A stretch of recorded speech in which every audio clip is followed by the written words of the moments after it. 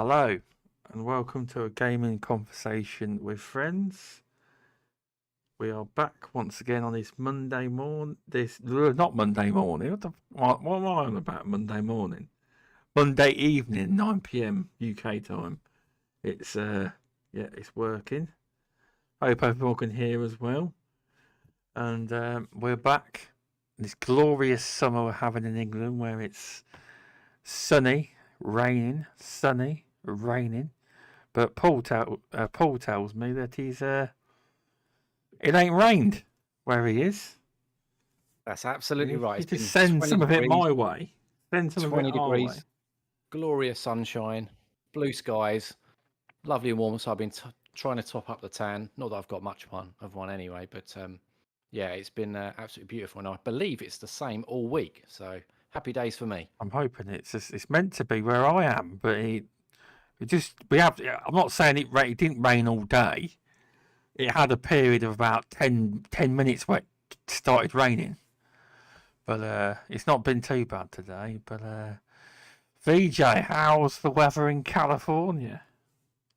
It's creeping up to about 90 degrees Fahrenheit for the last week or so, and a little bit cloudy today, but we're supposed to have some sun later on. But yeah, the summers are quite blistering hot here in LA, so yeah, hopefully we're probably going to have the aircon on for a few months, no doubt. The aircon. Yeah, what's that? We don't have air conditioning. Oh, you don't have that? No, no, he was central heating. He was taking the mickey. In England, when you get a heat wave, it's like you need because obviously the houses in America are obviously mostly wooden, aren't they? And they have aircon. It's like in England on the west coast primarily, yeah. Yeah. It's like you need you feel, because obviously as you know, VJ, the houses in England are made to hold the heat in. But in the summer, I just wish there was like a plug you could unplug, let all the air out, because they just seem to hold heat really badly. They do.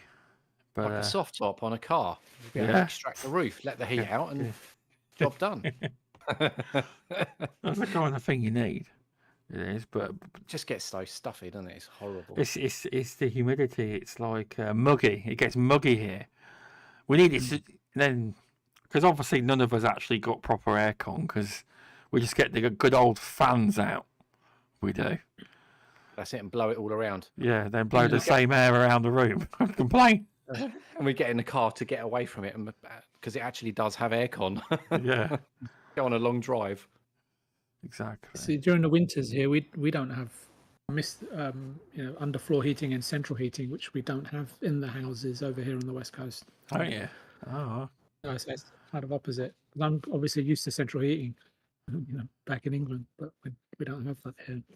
Well, you're probably not paying the same rates as what everyone else here.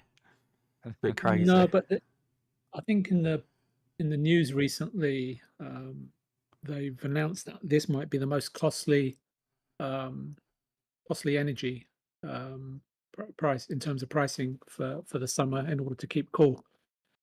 They just keep raising their prices. Yeah. Not easy. We've had that. We've gone through that now, and it's starting to decrease a little bit now, isn't it? Yeah, it's decreasing now. Oof. It was ridiculous. It was ridiculous. It's still not great, but it's better than it bloody was. Yeah. Oh yeah. Definitely is. It's like my gaming setup is in the conservatory throughout the spring and summer and the autumn, and then in the winter I move it. But I can't get. I mean, when it's like a 30-degree day, I just can't get in here. It's just way too hot. So I always wait for the evening so I can jump onto PC or Xbox and I have all the doors and windows open. Yeah. T-shirt off. That's getting all sweaty. Yeah. Close the blinds. So yeah, things you have to do for your hobby. Exactly. Yeah, it gets really hot. Especially if you want to wear headphones in the summer, it's like, fuck that. Yeah. But if you're playing with people, you kind of got to. Yeah, you've got no choice, really, have you? Yeah. Otherwise, you'll be echoing through everyone's ear roll, and you'll be doing their nutting. That's true. That is. But yeah, it's Yeah, Paul- just so you know, removable sanity, everybody. If you're listening on demand, etc. He's not feeling very well, but he should be back for next week. He's got man flu. He's battering him. Shout out to removable if you're listening or listen later. Hope you will get better soon. We've got Paul here. We have. Yes. No doubt we'll have some thoughtful and logical conversation and try and do a good job without the inimitable removable sanity. But we'll probably fail, mate. We'll probably fail miserably, and he'll be turning in his four-poster bed. We'll be going off. Try not go off track too much, eh? Well, we do that anyway. People know. People know that. But listen, I mean, the one episode that people still bring up to me to this day is where removable sanity spent 25 minutes talking about why he still uses checks to pay his energy bills and stuff. It still gets brought up to me about the check episode. Wow. I don't even have a checkbook. No, he uses. Yeah. It's an interesting listen, but it depends if you want to listen to it. Really, be quite entertaining, I suppose, because I mean, I work in retail, so obviously I've seen the shift in terms of going from.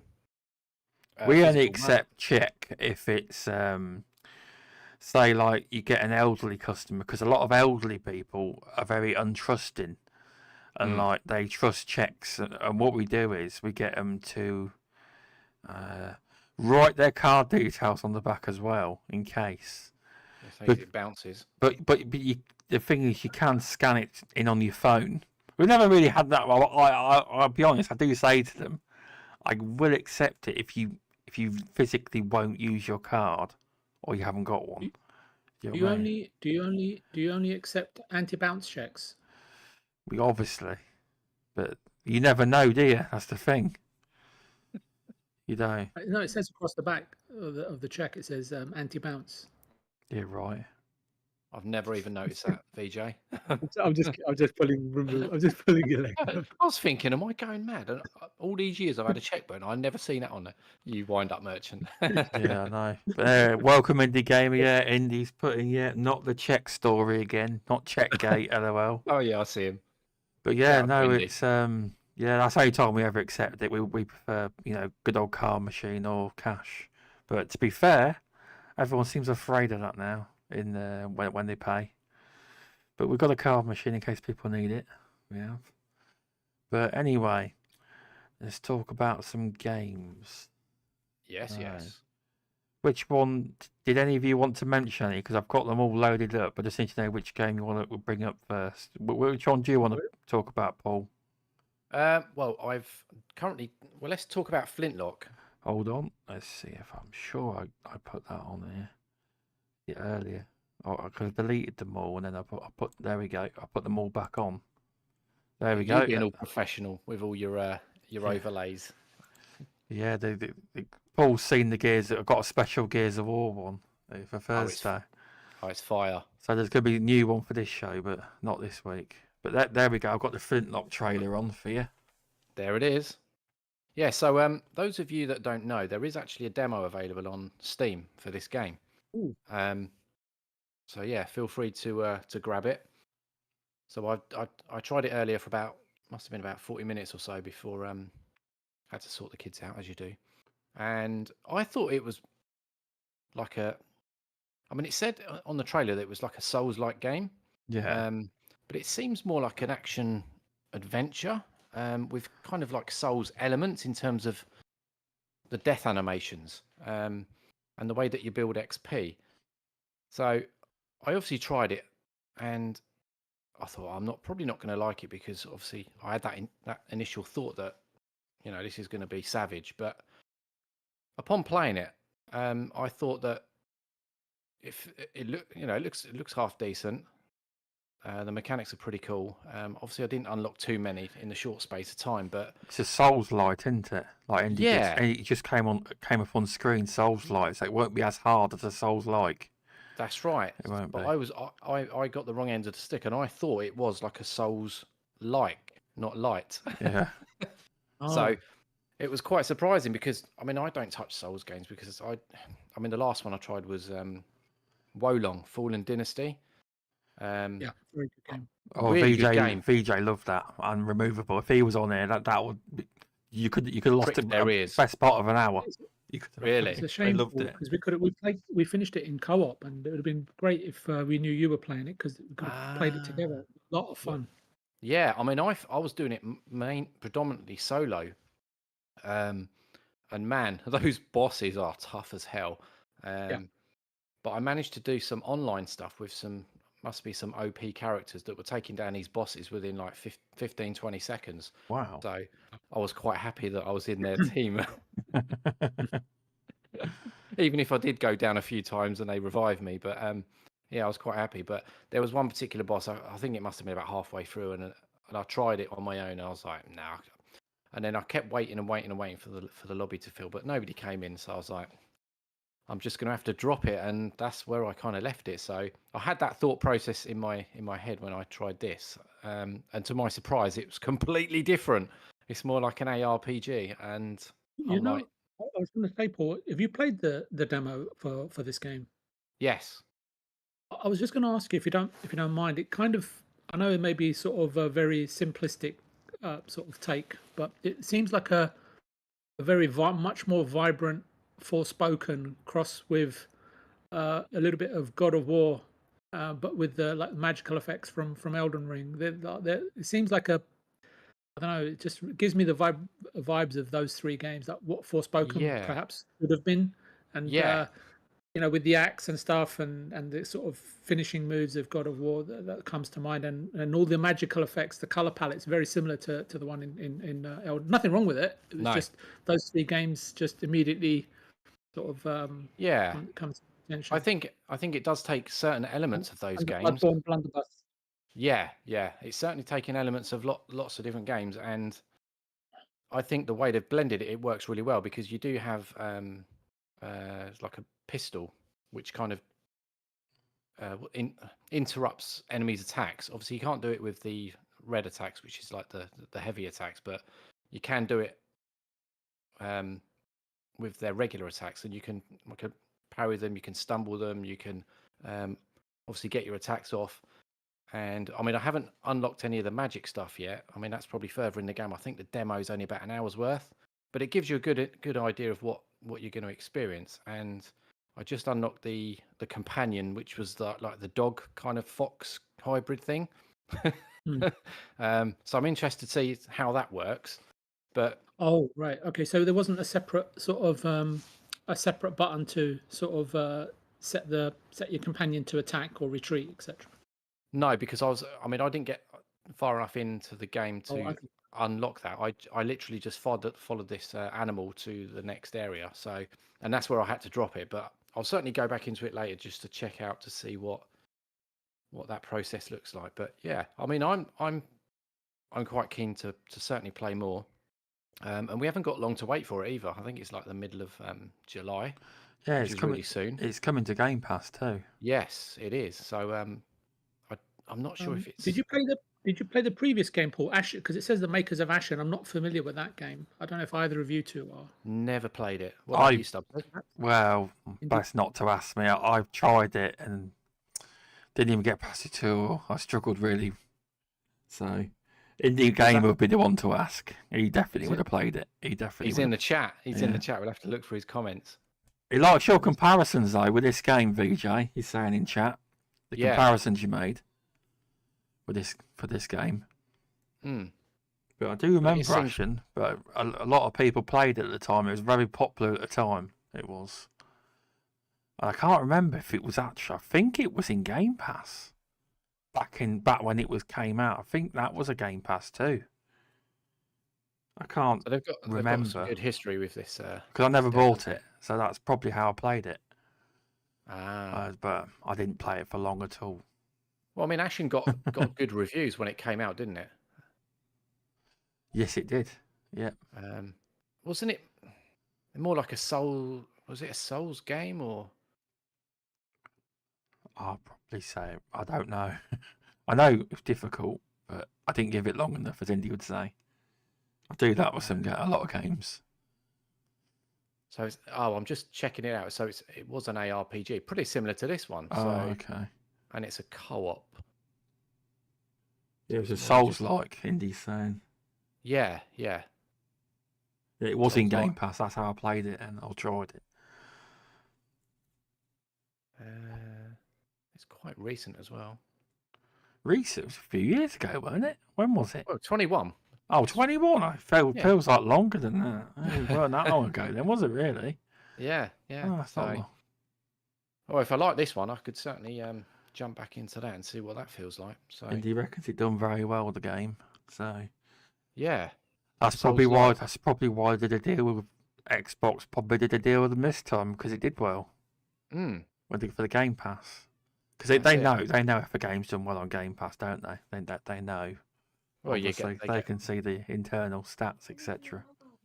They've got all the data, haven't they, to fall back on, and they probably check it on a weekly basis because some of these deals aren't just a one-off payment, are they? Some of them are like. I've heard various stories of all sorts where sometimes it's per download, it's a fixed fee.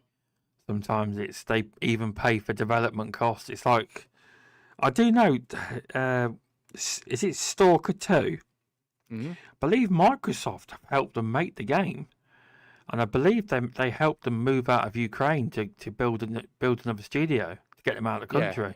Yeah. Didn't they move them to Poland? I think they moved them somewhere like that. So they do things that way. Obviously, that was extraordinary. Do you know what I mean? It's not normally to help. Because they were in a country at war. Exactly, yeah. So they were it was a helping needs them out. must, wasn't it? Otherwise, that game would never be in the state it is now. It probably would have probably got lost by the wayside. Yeah, but they do all sorts of deals for Game Pass. They do. Yeah, it's not. It's literally a bespoke one to the developer that they're doing the deal for. You don't ask as well. Apparently, I heard it off Joe that made the Song of Iron on, I think, Indie Gamers podcast. He went on. Oh yeah, Song of Iron. I played that. Song of Iron, and he said that it was a process. He got told it was a process where they have to ask you. You don't just say, "I want my game in Game Pass. Do you like it?"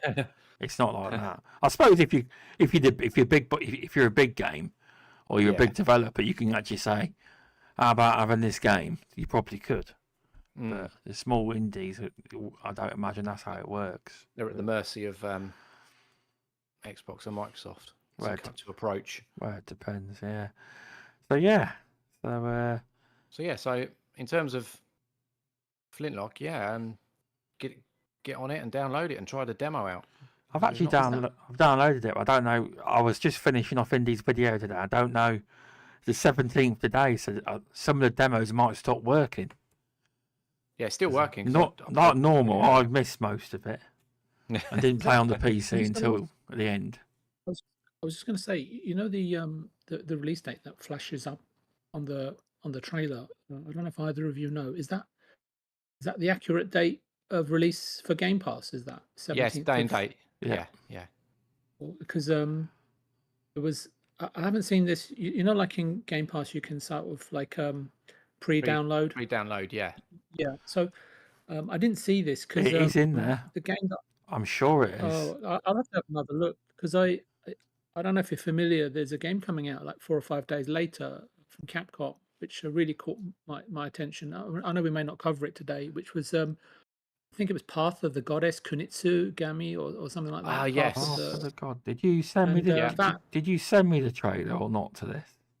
I might not. I may or may not. I definitely was discussing it with Removable because we were both looking forward to it. But it's like it's been quiet this month, but already for next month, there's 2 games, 4 or 5 days apart. No, you didn't send me it. I ain't got it. Sorry. Definitely worth checking out. So I don't know if either of you two are interested in it. I can find the trailer and send it to you if you like, Mr. Stubbs. Yes, we would. Yeah. So going back to Flintlock, it is. Just find it again. I lost it.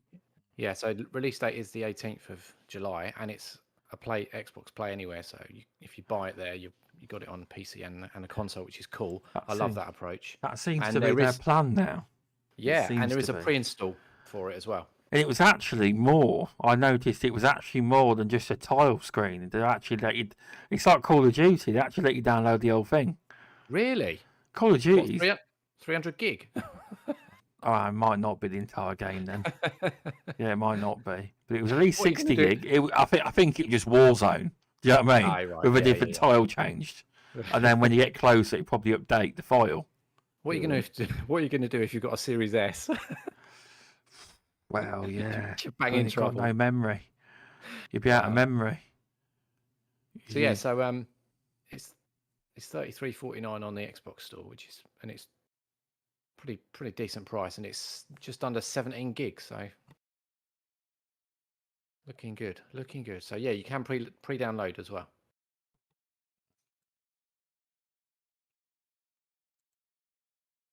BJ's probably just looking for it. Yeah, he is. Yeah. Oh, I found the trailer, but I wasn't sure where to put it. Should I send it on a DM to you, Mr. Stubbs? Yeah, you can do. Sorry, Paul. No, that's all right, mate. I probably think we're proper. No, it's all good. No, it's fine. Sorry about that. Yeah. I'm going to look for it now. Yeah, I've got my browser up, so. There you go, Mr. Stubbs. I've put it into the DM for you. Cheers. Or Stubbsy can forward it to me, and I can just pick it up on the PC. I'll have a quick look. But yeah, it's I don't know if you probably don't know about me, Paul, but I'm always talking to Mr. Stubbs, and I primarily play sort of video games that are made by Japanese developers or publishers. It's just yeah, it's just a long history for me. So, is it JRPGs or Souls or everything pretty much? Oh, everything. Yeah, beat 'em ups, RPGs, Resident Evil, or Street Fighter, or Street Fighter 6, Final Fantasy. I haven't played 6 to be honest. I've got that. But I played Street Fighter, the original, Street Fighter 2, Street Fighter. Now you're talking. And then I really loved I don't know if you remember the Alpha series. I think it might have been called something else in Europe, Zero series or something, or vice versa. Street Fighter Zero. I've got the physical copy of where is it? Here it is. Where's it gone? Let me just dig it out. Street Fighter Collection, I think it is, on Xbox One. And here it is. Got to dig it out. So yeah, the 30th anniversary collection. Oh yeah, man. Which had but I also sorry. Go on. Sorry, go ahead. No, I was going to say, I also I love the SNK beat 'em up, Samurai Showdown, Fatal Fury, King of Fighters, all that sort of stuff as well. Yeah, a lot of the retro stuff, which is what we grew up in the arcades, wasn't it? Yeah, Stubbs will tell it. I lived in Asia during the 90s, and at that time, anything on PlayStation, Sega Saturn, Dreamcast, Nintendo, yeah, and primarily, the big hitters were all coming from Japan at that time, until the late 90s perhaps, where Western publishers started to become more relevant, more prolific, and and higher quality in terms of the content that they were delivering to consumers. So there we go. It's on screen now. I know people will argue and say, "Oh no way, Earthworm Jim and what you call it, ToeJam and Earl are right up there." Sega AM2 division. Do you remember those days? Yeah. Yu Suzuki. Yeah. All right, let's have a look. Just get that full screen. I don't know if this is sort of gives me. I know it's a different game, but it seems like almost like a spiritual successor to Okami. So if like Okami was remade, it would perhaps look like this. In terms of how it's rendered, in terms of the detail. I don't know if you ever played Okami from Clover Studio, which was a division of Capcom back in the day, but different game. But just in terms of how much they lean into sort of ancient and ancient aesthetics of Japan and the traditions of Japan, in terms of their mythology and stuff. So, but this looks really good. Cool. Really looking forward to it. I hope it's good. Anyway, I haven't played it, but I hope. The thing that I find with a lot of those games is that they're just so big. They absorb your life, and it's. I mean, yeah. There's only a handful. I don't know of games. If this is that big, but yeah. Yeah. I mean, the most recent one I played was Scarlet Nexus, because it was kind of like a hack and slash and kind of Devil May Cry / action adventure. So, and the only drawback was there's a hell of a lot of dialogue in it, which kept me engaged for a few hours. But I think by the end of it, I was like, just skip, because I just wanted that combat loop of just pulling off because the special moves and stuff are so cool, and the combinations you can pull off. That's the only thing I find with a lot of those Japanese games. Yeah, there's a word for it, isn't it? There's a word for it, and I've forgotten what the word. It'll come to me in a second, Paul. That's all right. There's like a lot of exposition. Is that the Yes. right word? Mm. Yeah, a lot of exposition, and I understand that. I'm finding that with I don't know where Mr. Stubbs is. I'm here. I am here. I'm just listening to you two. Yeah, yeah. Oh no, I'm finding that there's another game in Game Pass called I think it's pronounced Eiyuden Chronicles. Yes. 100 Heroes. Yeah. So I'm playing through that at the moment, and I'm probably about 3/5 or probably something like that, 3/5 of the way through, and it's got a lot of exposition, needless exposition in it. But I see what you mean. But just on the Japanese, do you play like any of the Yakuza series or anything like that, Final Fantasy series or Dragon Quest series?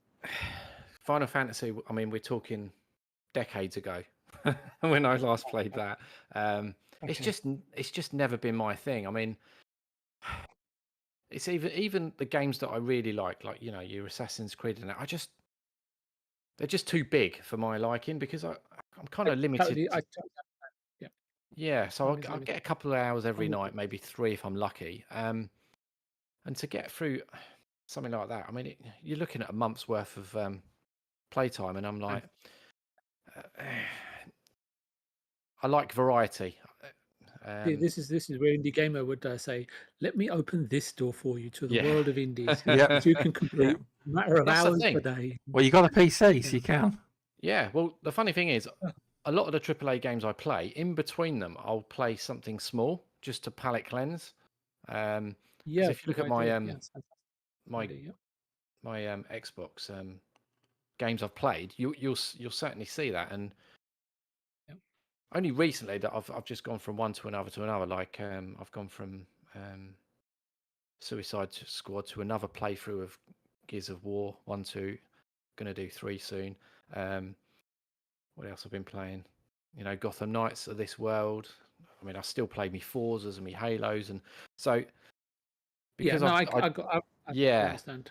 Because I do a lot of multiplayer as well. I've got quite a few buddies that I tend to play with. It's like can't really get stuck into something major. I mean, I love Ghost of Tsushima, but I've not played it for about a week, and I'm itching to get back it's one of my favorite games. I started playing that and I couldn't put it down until I finished it. Finished everything. Yeah. Well, I was intending to try and finish it just after the Xbox showcase, but obviously when that dropped, I was like, right, I need to get back in Gears. And we played 1 and 2, and I'm like, right, we're going for 3 next, and he's like, yeah, we're going to go through the next one. We played some beast mode last night, didn't we? Gears 3. We did. Yes, we did. Yeah. God, in that PvP we got slaughtered. Yeah, the PvP was too hard for me. We went on to something different.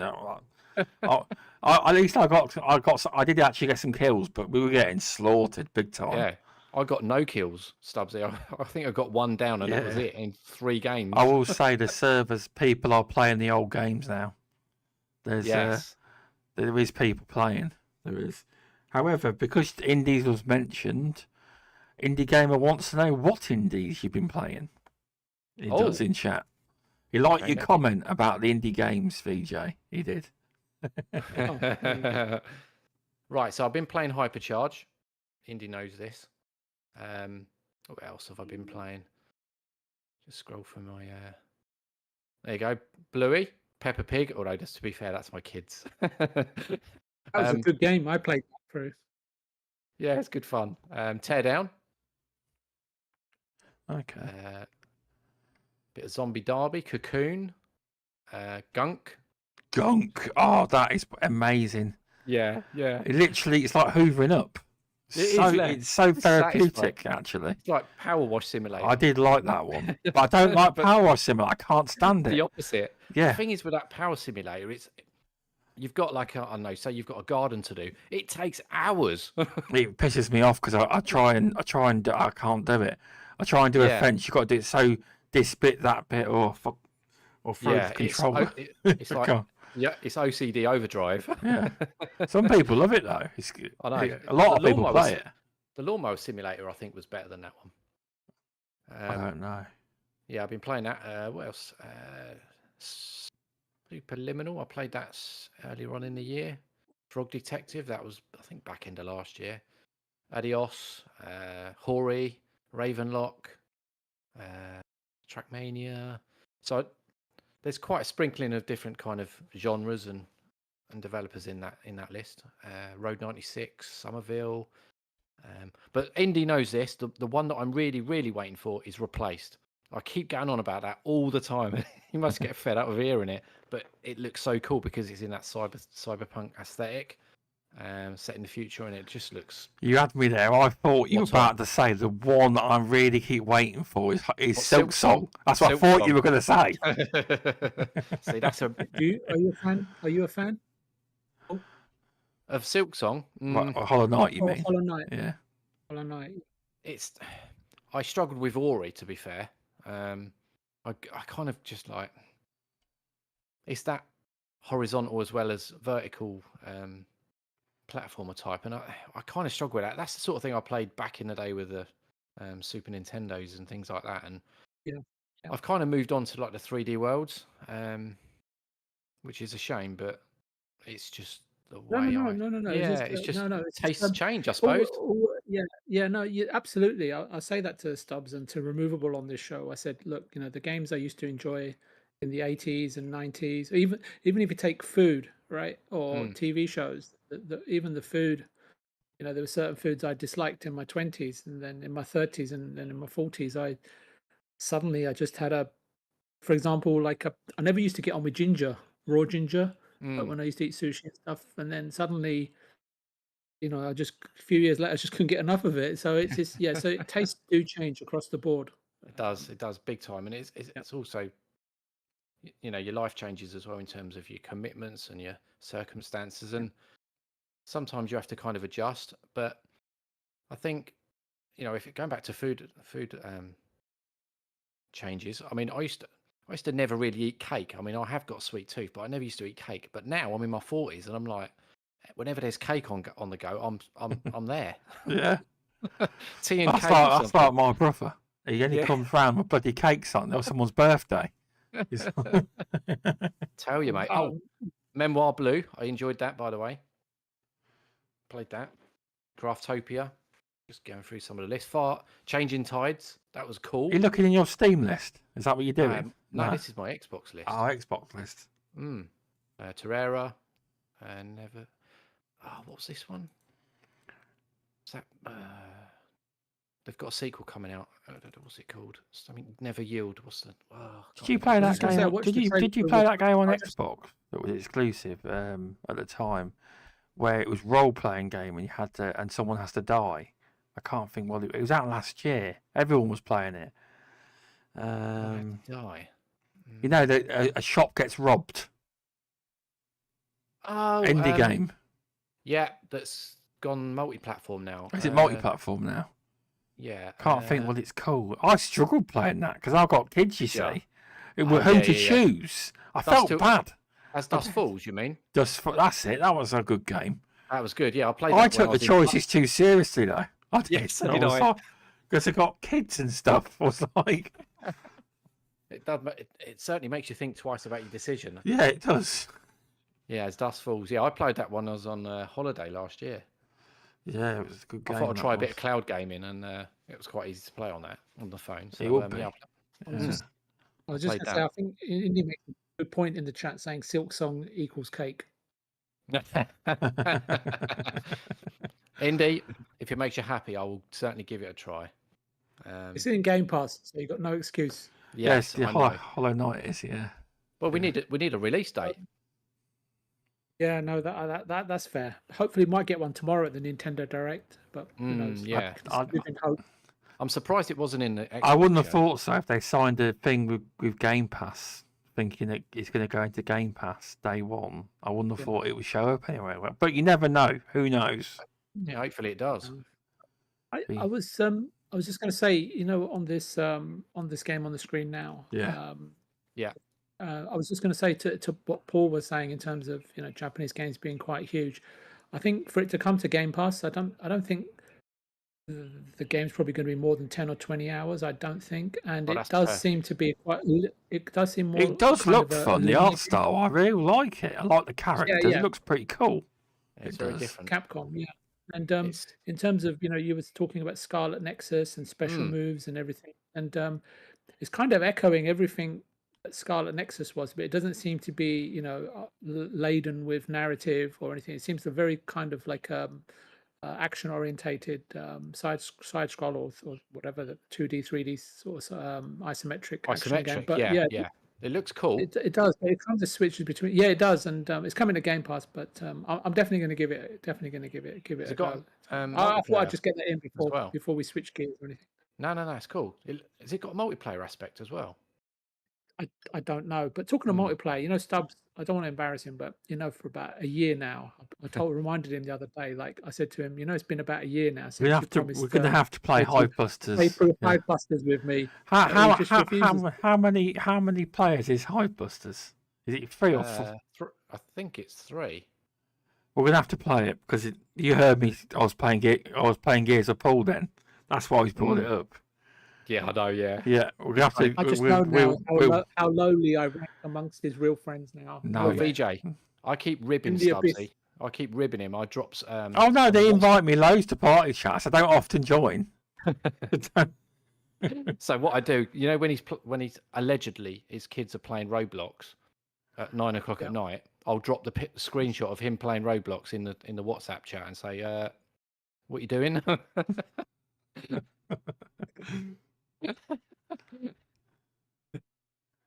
Oh dear. And when he says he's tried, I think he said he tried Hellblade, and I was like, Jesus Christ! I nearly fell off my chair. He's played something else. To be fair, I mean, I only tried about 20 minutes. I haven't been back to it since. I need to because it has a. It's a good game. Don't get Indy started with it's an experience. Stubbs' encounter with I'm the what's it called? Tutorial gamer. I get called on this show, tutorial gamer. Unless it's Gears. Yeah. Well, no, it's Gears Tactics. I didn't get past that. I got bored. Yeah, I don't do RTSs.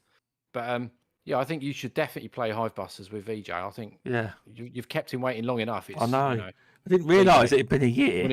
We need to nag his ass.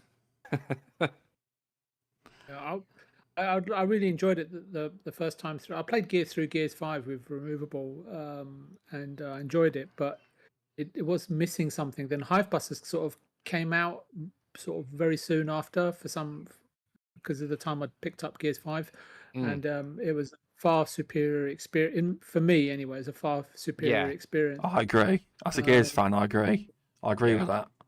Yeah, it's a cool game. Hivebusters. Yeah, I think we're looking for a third person. So if you ever want to. If you ever play it, or I don't know, you probably finished about 20 times, so you probably don't want to play it again. But yeah, if you're about, we need to arrange it then. Well, I thought Removable was going to play with you. I'm not sure because he's poorly at the minute, and he does a lot of reviews as well.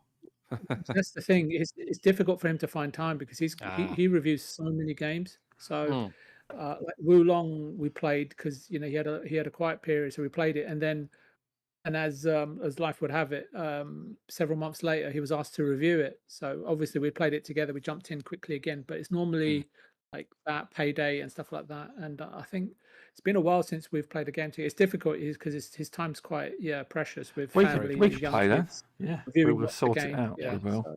Well, Paul will nag me more to sort it out. Oh God, yeah. I mean, this week if I'll box off Gears 3, then that's right, because I made a promise to Esky, Esky. So maybe next week we just hit it because it's only like 4 or 5 hours. It's not long. Get it done in a couple of evenings, no problem. Yeah, easily. But yeah, hit me up. Well, I'll tell you what I'll do. I'll just nag you, Stubbsy, and say, right, when are we playing? When are we playing? Exactly. But we'll do it because it was fun. Yeah, it's very good. I enjoyed it. I mean, I've only played through it twice, so I've only played through it once. Have you? I think I have. Who's the Gears fan here? Exactly. Yeah. Exactly. I was just going to say, I saw a quick trailer for Replaced while we were chatting, and that seems to be kind of up my street. Oh, Yes. it was just in a showcase trailer. I haven't actually got the replace one. Well, Xbox Y had a hands-on with it, didn't they? And they did a big write-up. I don't know if any of you saw it, but then they dropped some in-game footage, and I think Indie showcased it. And I was like, no, I'm there. I want it. I need it. I don't know if you know, Paul. I don't know if you know, Mr. Stubbs, but when I read the premise of the game for Replaced, it reminded me of a Netflix TV show which was only aired for 2 seasons quite a while ago. It was called Altered Carbon, where your thoughts, if you die, they can transfer human thoughts into another human vessel that they grow. So really, really good show. And it's sort of set in the future, like a dystopian future where the rich live up in the clouds, and a bit like Final Fantasy VII, really. And then all the riffraff live down on planet Earth, which has been scorched to umpteen times. And obviously, so the rich try to protect themselves by making sure that if anything happens to their bodies, that all their memory banks and thoughts, etc., are stored up in the cloud. So really, really good, really high production values. It's on Netflix. I think it's called Altered Carbon, and Replaced kind of gave me that vibe in terms of how it looks and everything. Yeah, it's really cool. It's striking. I remember the first time I saw it, I was like, my attention was grabbed immediately, and I was like, obviously the fact that it was quite brutal in the trailer and the aesthetics of it, that kind of futuristic look. I mean, I love all that stuff, the sci-fis and your cyberpunks of this world, and that's. When did you play Cyberpunk? Did you play Cyberpunk? Did you play it at launch? Have you played it more recently? I bought it for launch, played it on Series X, and the most recent time I played I think it was on Steam about 2 or 3 months ago. I still haven't done the expansion yet. How much better was the experience versus launch? Because I played it at launch, and obviously it's had massive amounts of changes from what I'm understood. I may be wrong, so please correct me. And just how much better was the overall polish? Oh, it's on screen now. I grabbed it. Oh, good lad. I don't know. Thank you. It's the latest one I could find. It was a year ago. Has there been any more since then? Yeah, there was one a few weeks ago. So okay, strange. I'll find a better one. Yeah, in terms of Cyberpunk, I mean, I played it at launch, and hand on my heart, I mean, I had a pretty decent experience. I mean, I saw some like weird stuff going on with like NPCs glitching out or cars upside down and things like that, but I kind of ignored it. I mean, there was nothing. It made me laugh. I found it humorous. I just loved it. Yeah. It's hilarious. It's like you just that's all you can do is just laugh. It doesn't break your immersion because I tell you what it is, Paul. Just on it, it's not the. I just loved it. It was like it was like I'm serious playing the game, and there's a bit of comic relief. I think it's hilarious. It's funny. It added to the game for me. It did, man. No. You're spot on because no game is perfect, no matter what game you think it is, and there's going to be something that's going to prop up, whether it's a sound issue, a visual issue, a glitch, or a gameplay mechanic not working, and you just take it as part and parcel. I mean, people are so particular that they have to have it perfect, and it's an impossible task, man. And you just got to run with it and enjoy it and just laugh with it, because I mean, you see the compilations on social media with some of these games, and you think, they're quite funny. I mean, I'll never forget the one with GT7 where somebody made it spin out and it was just doing flip after flip after flip, and you just think you couldn't do it if you tried. So the fact that people got it, it's funny. You know what it reminds me of? I don't know if you ever watched a show called Dinner Ladies or not only Fools and Horses. Do you know the Jackie Chan movies from the 80s? You know when like at the end they have loads of outtakes. Yeah. And I know it's like commonplace today, but some of the Jackie Chan outtakes, some of the outtakes from Victoria Wood shows, that's sometimes better. The outtakes are sometimes better than the actual series. Yeah. And so the way I see, if there is a bug appears and suddenly there's 5 cars pop up in the middle of the road stacked on top of one another, which was one of the effects in Cyberpunk when it first came out. I just think it just adds to the overall experience. Yeah. Yeah, you because just you're it playing makes a you video laugh. game. Yeah, that's it. It's all about having fun. That is the primary objective of a video game, is to have fun. Because if it wasn't fun, you probably wouldn't play it. Well, you have two types of people. I'm not pretty going to be simplistic again. You typically in your life you come across two types of people. You come across miserable people, Hmm. and you get people that are joyful. And most of the time, most people's lives oscillates between the two, right? But obviously try to veer towards for joyful, even if something isn't perfect. But the blemishes are what make it so identifiable, right? Exactly. I'll give you a prime example. Yesterday, when me and Stubbsy were in this PvP, we were getting our asses kicked, weren't we, Yeah. Stubbsy? And I was like, we got to get out because it wasn't fun. It wasn't. No. And we got slaughtered. But yeah, I mean, that's why I play video games, is that escapism from reality, and the fact that you get so immersed in some of these story based games. It's like it's just light relief from the day to day hell of working life. So I mean, it's not that bad at work, but Yeah. you know what I mean. No, I mean, look, if something can capture your imagination, no matter what it is, I mean, I always spend with my wife. I spend 15, 20 minutes, like just even watering the garden, like in the evenings, because it's so hot during the day. So the plants and even that, I couldn't do it for hours, but for 15, 20 minutes, there's like an air of tranquility Yeah.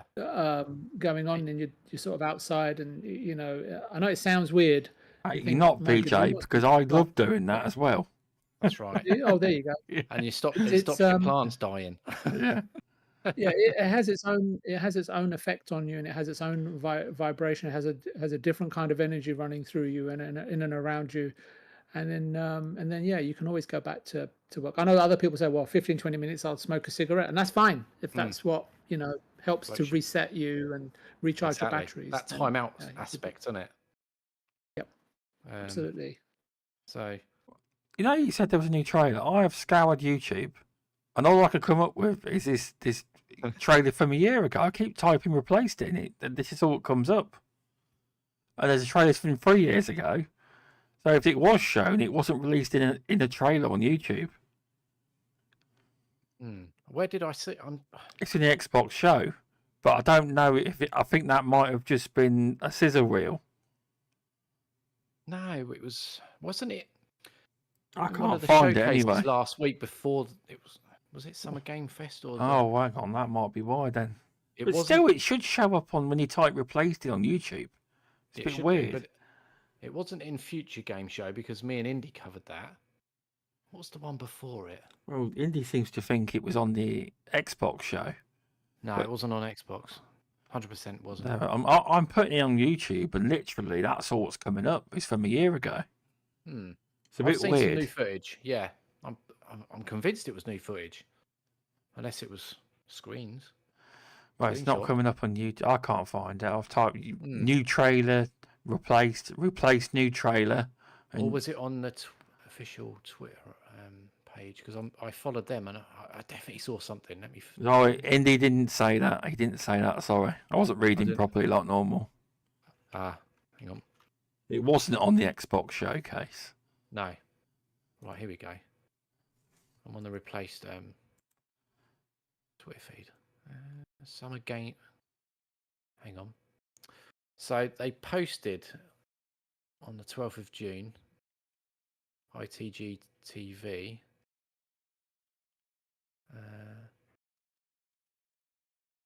All trapped in the human experience. Right, so what's this one? I might have to send you this link so you can check it out. I'm hoping this is the one. It was hands-on at Summer Game Fest. Pixel art masterpiece replaced. Just quickly scroll through it. Oh no, hang on. That's Minecraft. Why is that saying? God knows. Hang on. Oh, it's an interview. Oh, there is some footage here. Right, I'm going to send you this link. Okay. Where are you? And then you can bring it up on the screen then. Yeah. Right, send it on here to... There you go, it's on... Sent link. Is it on? Was it on Discord or YouTube? Oh, I've put it on the. Actually, I can do it. On Twitter, I meant. Yeah. Hang on. Right, copy link. Where are you? Copy. Don't know if you got that come through. It said sent a link, but it doesn't look like it went on there. Right, just putting it in now. Right, there you go. That should work. It looks so good, man.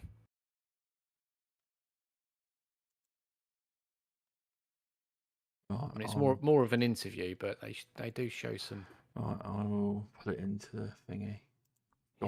Yeah, this is the one. Right, cool. Yeah, I thought I'd seen it, and I was like, where did I see it? Was it a game show? They haven't done their SEO properly. It don't come up nowhere. Really?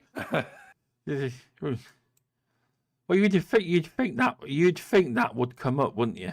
When you type your placed in, but it don't at all. Right, that's weird because I'd copied the link, but anyway. Right, download. Explore. OBS. Let's get ready for the. No, not yet. Did it work for you? Yeah, I'm just downloading it. I'm nearly there. All right, cool. Yeah, such a cool. It's just visually stunning. It just looks so bloody cool. Even though I said I don't like those 2D scrollers. Yes, you did. I've moved on from them. Yeah.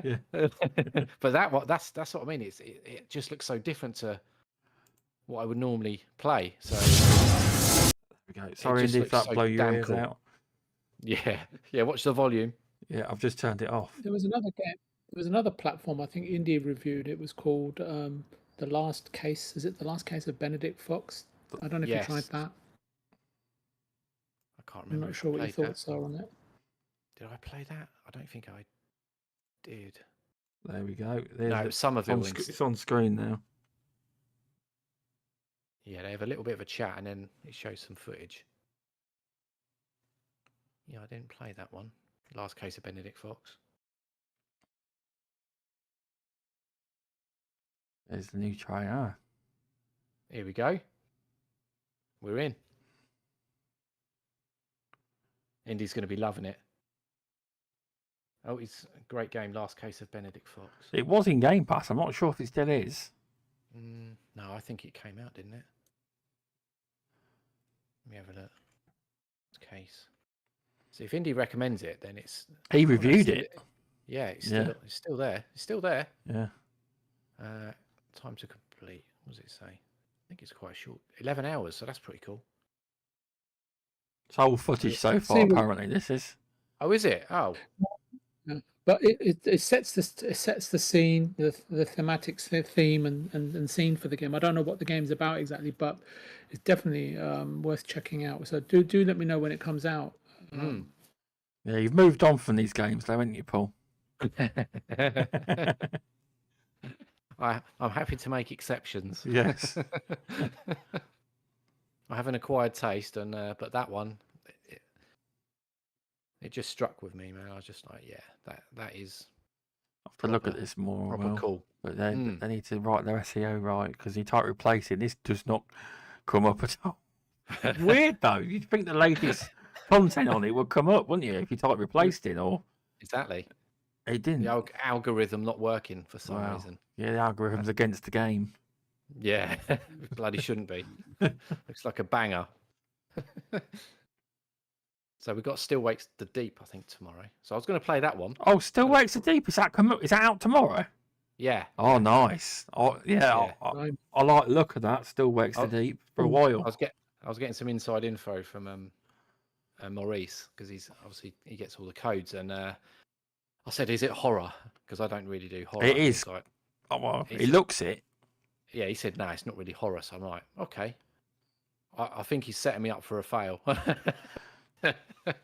It looks like one of them horror games that. It does. You never see any. There is some horror games where you never see anyone, but you feel freaked out. Oh, Alien Isolation! I couldn't touch that. Oof. I've never played that, but Removal's not here to hear me say it again. Yeah, I've because as I've got older, I used to love all the Resident Evils and things like that, but now can't touch them. It's just like fairground rides. I can't do all the big roller coasters. I'm just getting too old. It's a psychological horror, Indy says. That's what it's described as. Yeah, I'm not sure if that's my cup of tea. I'll try it. Wait to see what. Definitely. It does look pretty. See if I can get past the Jump scary. tutorial. Yeah, that would be a first. Yeah. Yeah, I'm sure Indy's played it. That probably isn't too horrific. More of a thriller. Is it set on an oil rig? Is it? Yes. Yeah. Yes, that's the one. There was a TV show. There was a TV show. I don't know if it was on Amazon that was set on an oil rig. And that was quite creepy. So I'm just looking at British show. Yeah, set on an oil rig. I'm just reading Indy's chat.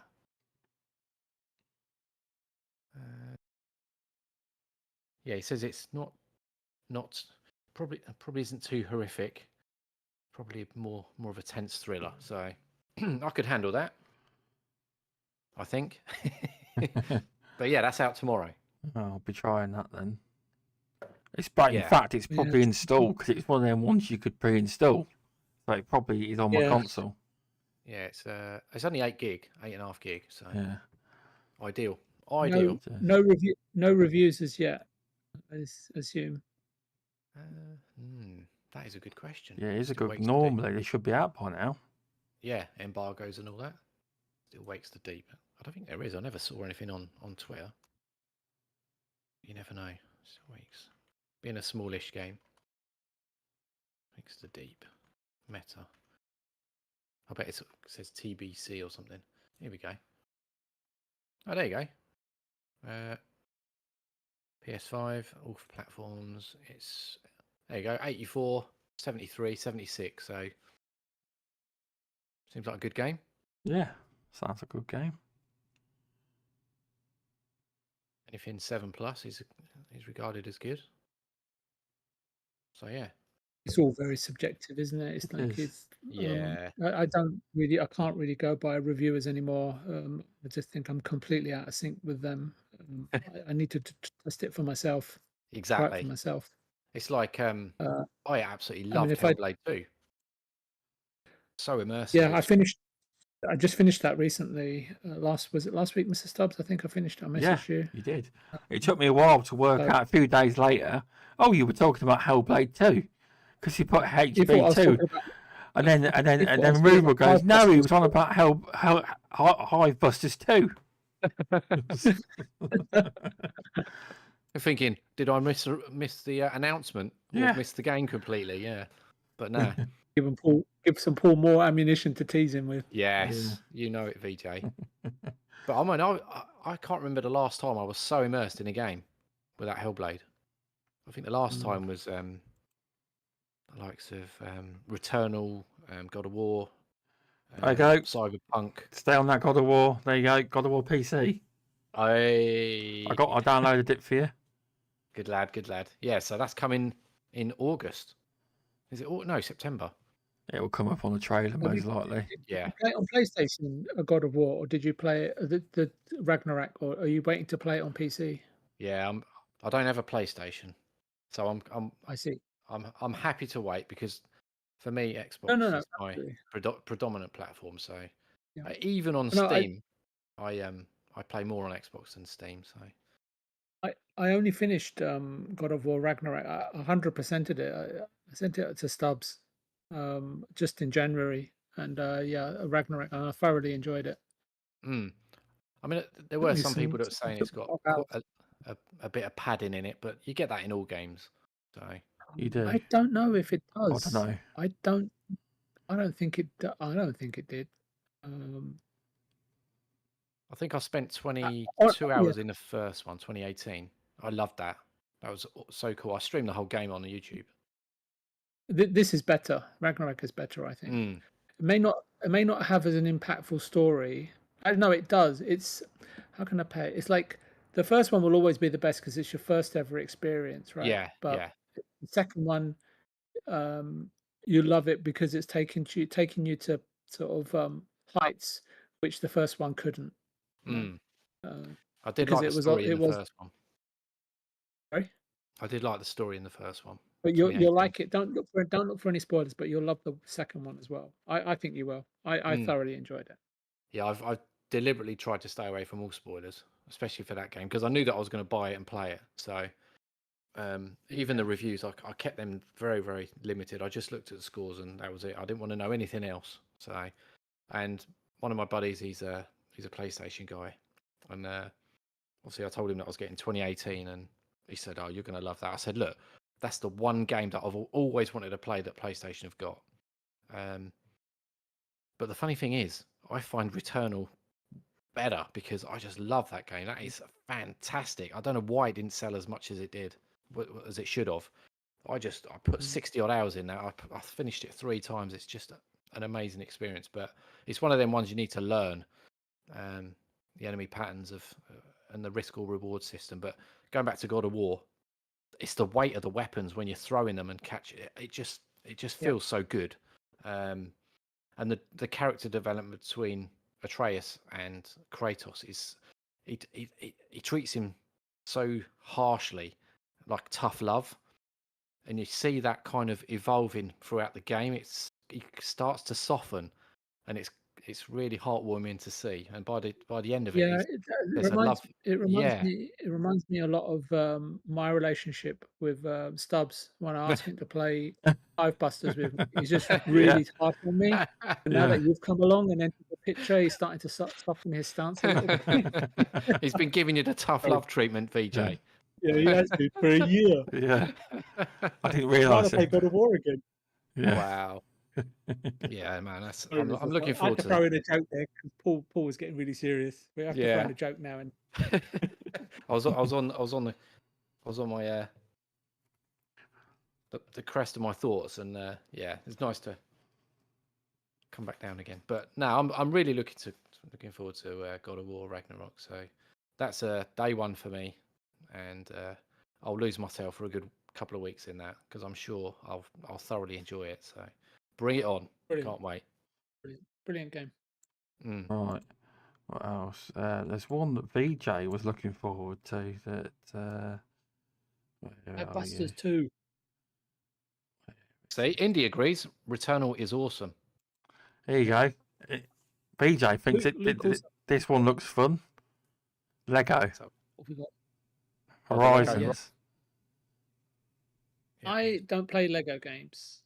Well, I don't say I don't play them. I've never had the chance to sort of experience one. I've kind of always missed out on them. But I was really intrigued to see how they translate how they translate the IP Horizon to the Lego universe, and it just looks so much fun. And I think that the PlayStation, because I kind of play on all formats, but PlayStation doesn't really have sort of the Nintendo-esque sort of titles on there, and I think this and Astro Box sort of coming out in a short space of time, almost within a few months of each other. I think it's a genre, a colourful sort of family or platformer type games coming out on the PlayStation. I think I think it's a genre or a gap in their in first parties sort of lineup that's been missing for quite a while. And I don't know, I just saw it. I like the color palette, I like the humor, and it seems like just a really, what was you saying earlier, Paul, in terms of like a palette cleanser after playing lots of serious. I tell you what, definitely after if we play that, what was it, Still Lies the Deep or whatever it was called just now, Water or something, then yeah, this would be a palette cleanser for me. And the other thing, the last game I played that actually looked at anything like this, I think I mentioned it to Indy when I was on his show. He kindly invited me on. Was remember a game called Tourist? Yes. Yeah, I do remember a game called Tourist. Yeah, and I think Indy recommended me to play that, and I finished that, and I really enjoyed it, and it kind of reminded me of that a little bit. But obviously, I played the first Horizon. I didn't play Forbidden. I do have Forbidden West because it kind of came free with the system at the time. But I've never sort of been drawn into playing it. But I definitely play this, and obviously Astrobot. And I might actually pick this up on the Switch, to be honest with you, because I do sometimes prefer. It says here though, maybe that's just a trailer, but it doesn't mention Xbox or Nintendo. It's definitely coming out on the Switch. This game, yeah, it's on the Switch. Yeah, I would have thought this would come to Xbox because Lego. It's not. Ah, what a stupid! It should be on there. Play it on PC if you need to. Well, I suppose, yeah. It does look fun. There's loads of Lego games on sale at the minute on the Xbox. Loads of them. Some of them are like £3. I do like the aesthetics of it. It does look good. Yeah, that dinosaur. I want my Gears one. I want a Gears of War one. It'd be cool. I'll buy it. Chainsaw and Lego bits. Yes. That'd be funny. I'll happily play it. If I was going to play a Lego game, this seems quite. I don't know. I can't say because I haven't played it, but it looks impeccable. Yeah, they've done a sterling job on it. I mean, I played the Skywalker Saga. That was pretty cool. Ooh, the Lego I'm set. not a big Star Wars fan. Yeah, I've never been a Star Wars fan. All 9 of them, all in one package. It was pretty cool. I mean, it took me a while to get through them all, but yeah, I enjoyed it. They had the good set pieces in there, so I'd imagine this would be very, very similar. Is there a Lord of the Rings Lego game at all? Well, I don't know, but it does sound like the right kind of game. I don't know. I love I love the trilogy. I know there's Harry. It's a Harry. I don't have to look it up really. It's finding the time to play them all. And the Lego games aren't that long either, are they? Like 5 hours or something? Yeah, they're quite short. But they're ideal palette cleansers. That's the thing, aren't they? Takes you out at the moment. It's a bit of humour. I don't have to learn loads of complex combos. Don't have to worry about co-op, no doubt. So there is enjoying. There is there is Lord of the Rings Lego. That might be worth. But you might have to buy it on backwards compat because it was Xbox 360. I see. Probably on sale. Might be on Steam. I'll probably go for Horizon. Then latest version. But I'm really pleased that something like this is coming out. It's I don't know if they'll do it with any other IPs, but I think just broadening the breadth and depth of Sony's library is quite important. And I think this was a good choice. I know there's a few people that were skeptical, but seeing it now and seeing how it's been written, just very light-hearted nature of it, and really pleasing aesthetics, really nice color palette. I don't know about the soundtrack at all, and the fact that it's couch co-op and online co-op. It's almost like a must-buy. Fantastic. I'm really have they priced it yet? I don't think they have they? I'm not sure, to be honest with you. I don't know what price Lego games go for because I've never played them. So I'm assuming I don't think it'll be 70. I think it'll be either 50, 49 maybe? Or 59. Yeah, that's what I'm thinking. But because Lego's licensing fees aren't cheap. No. So they're up there with Disney in terms of savage. What they. Yeah, they're doing that. The 100 mil minimum. Consumer licensing division is coming on leaps and bounds, and that makes a lot of money when you've got property you can license. Well, they've got it in Fortnite now. Lego they have. Yeah. Well, yeah. I mean, you don't have to look at Nintendo. I was at a convention a while ago, a licensing convention in Vegas, and I think Nintendo was there, and they've got like more than 200 licensees. And everything from cereal in Japan to samosas in India to pie mash shops or Victoria's Secret. Well, probably not Victoria's Secrets, but you catch my drift. Lunch boxes, drinks, just all sorts, right? T-shirts, all sorts of memorabilia, collectibles, video games. It's a huge part of business now, especially if you own intellectual property. A way to monetize it, and sometimes if you make a movie and it breaks even but it's got a massive cult audience, the amount of money you can make from licensing actually contributes huge. I mean, you only have to go back as far as George Lucas, right? When when he licensed his first, well, you should know this, being a Star Wars fan, when he licensed the movies to Fox. Was it Fox in the beginning for distribution for the Star Wars 1, 2, and 3, or 3, 4, 5, and 6, whatever it is. And then, but the deal was that he would retain all of the merchandising rights. That's right. And I think if you look now, he set a precedent, which then Fox at the time said, "Well, who the hell was going to be interested in merchandising? We have it, keep it. I want it." Yeah. Wow. And that ended up making him more money. What smart than move? the movies gross. Yeah. So took he off, set a didn't precedent. it? Yeah. Yeah. So for all oncoming creatives, then owning intellectual property is really important. And lucrative. That's what's exactly. made it tough for a lot of independents and a lot of other companies, because the first thing investors want, we've got to keep all the rights, because it might be worth money, even though they don't know what they're talking about, and they'll probably never do anything with it. It's just what the execs do.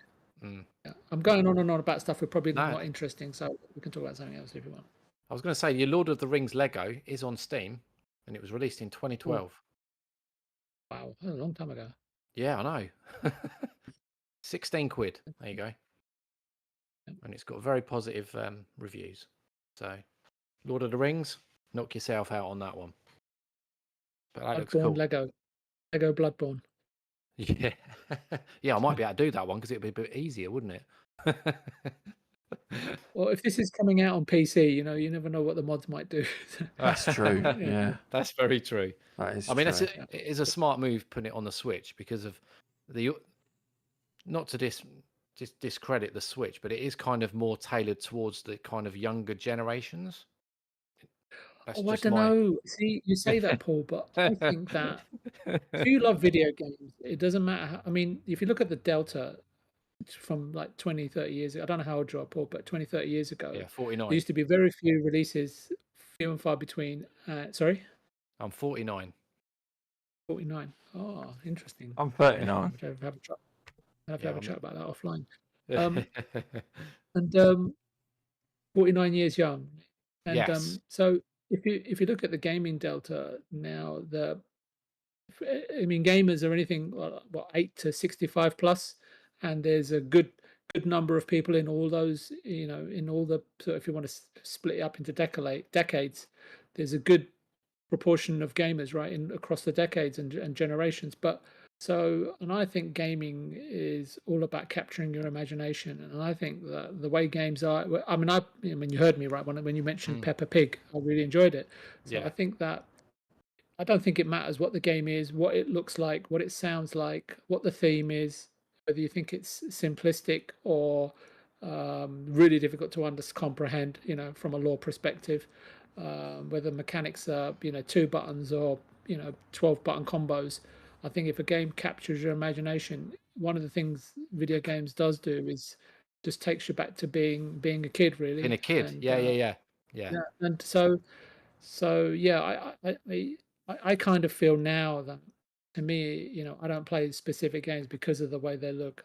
I play games because they capture your imagination and really immerse you, not in the terms of, we were talking about bugs and everything, which was all fun, but immerse you in the terms that just like if you're playing, then you suddenly realize there's a smile on your face, and I think that's the most important thing. Yeah. It's all about the fun aspect. Unless you're trying to play Hive Busters with stubs, which then you'll be that never happens. No, it never happens. No. It will happen. It will happen. Hey, there's another game. There's another game that was shown. Well, it's probably not a new one, but it's a game that's coming this year. It's a PC one. It's a game called Neva, and it's a really good looking game. It's an experience. This is what Steam says: experience the moving tale of a young woman and her love-long bond with a magnificent wolf as they embark on a thrilling adventure through a rapidly dying world. It looks good, really good. I've seen it. First time I seen it was, I'm sure it was probably one of Indies podcast last year or something. But yeah, it's I can't remember what show it was on last year, but it's still in my wish list now. It definitely looks good. It does. Well, because of indie, my wish list on Steam is pretty substantial. That's his plan, you see, within the game. I know. Yeah. Do you think indie takes a cut? Goat Force Gaming's the same as well. When he recommends games, he purposely likes to bump people's lists up. Yeah, the Precinct. Yeah. Have you seen that one, the Precinct? Oh, I've got the trailer for that. That looks very good. Yeah, anti-GTA. Sorry, it was first shown at the PlayStation Showcase 2023. This game was. That's where I must have seen it then. But yeah, it looks really good. I can show the Precinct too. I did put that one on as well. Yeah, that's a cool one. This one does look good. It does. What do you reckon to it, VJ? Oh, this one? This one will probably be, if it's at the PlayStation Showcase, it should be play it on PC. It should be to play it on PlayStation then. It should as well. Yeah, I'm trying to. When I saw the White Wolf, it reminded. I know it's going to sound really strange, but going back to what Paul was mentioning about, it reminded me of Shadow Dancer. When it was the first game I played, where you had like a wolf companion that you could, set off to, attack enemies, and then while they were, while the wolf would or your pet would white wolf or pet or dog or whatever would go off and attack the enemy, grab it by the wrist and allow you to throw shurikens from behind cover. I don't know if you remember it, Shadow Dancer, but yes, I remember that. Oh, well, it was a great game, but in the arcades, I don't think the Mega Drive conversion was that great. But yeah, bit like eSWAT, 2-player in the arcades and single player. Anyway, back to this game. I wanted to just know, how do you pronounce the title? I'm probably butchering it, to be fair. I Go probably on, am. Neva. I don't know. I'm probably saying it Neva wrong. or never. I don't know how you say it. No, do I. Yeah, I don't know how to pronounce it. So, but there's been quite a few indie games, side-scrolling indie games on the, and I've played a lot of them. Limbo and cool. What was it? There was another one as well, Inside, which is a bit dark. Oh yeah, that's Inside good. But there's another one. Have you got both endings, Paul, to Inside? No, I did one. Planet Lana. Oh. Planet Lana was another one. That was good. Planet Lana was good. If it's anything like Planet Lana, is it Planet Lana? Have I got that right? Planet of Lana, yeah. Yeah. Indy's saying it's the first one I've said, Neva.